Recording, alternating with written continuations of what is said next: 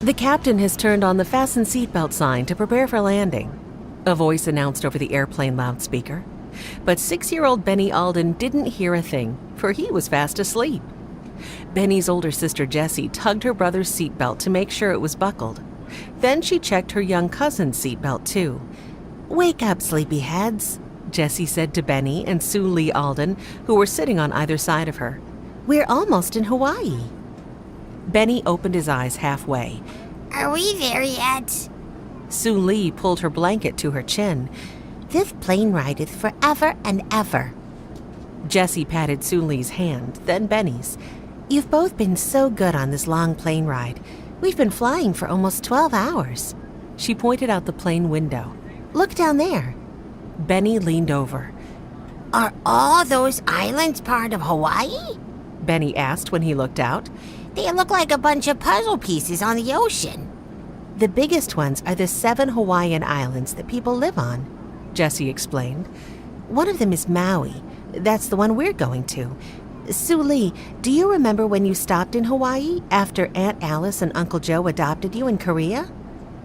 The little girl yawned, then rubbed her big brown eyes.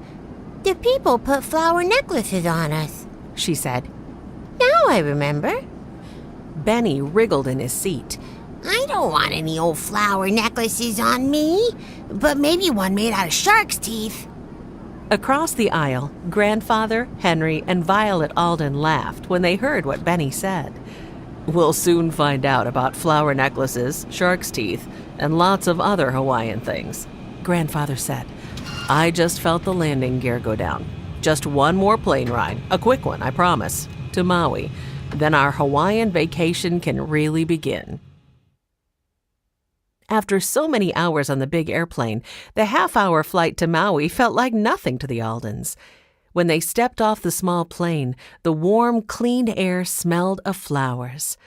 A friendly woman greeted the Aldens as they entered the airport. "Welcome to Hawaii," the woman said.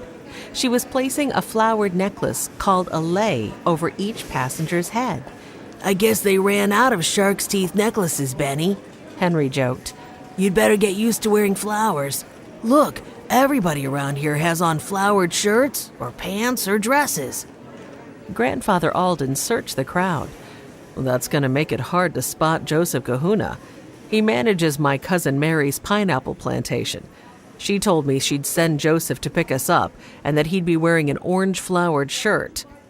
"Hey, a man in a flowered shirt and a straw hat is holding up a sign with our name," Benny said a few minutes after the Aldens collected their luggage.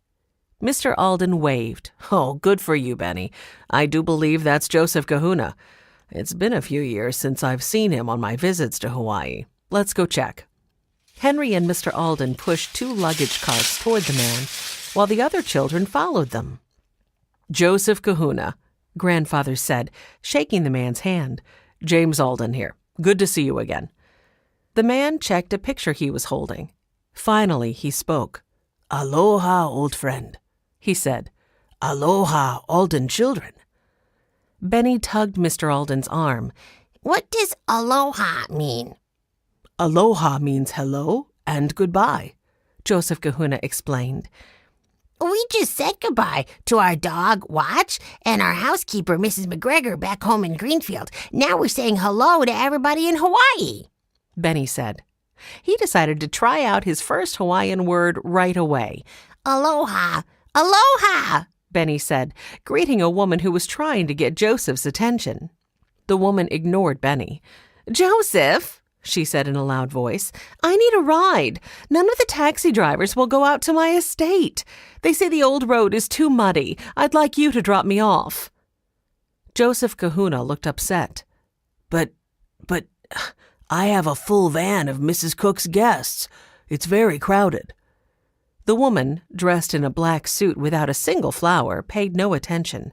"I need a ride," she repeated in a louder voice.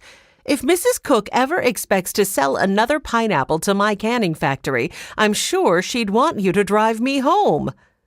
Mr. Kahuna looked down at his work boots. "Of course, Mrs. Kane. I'll make room for you."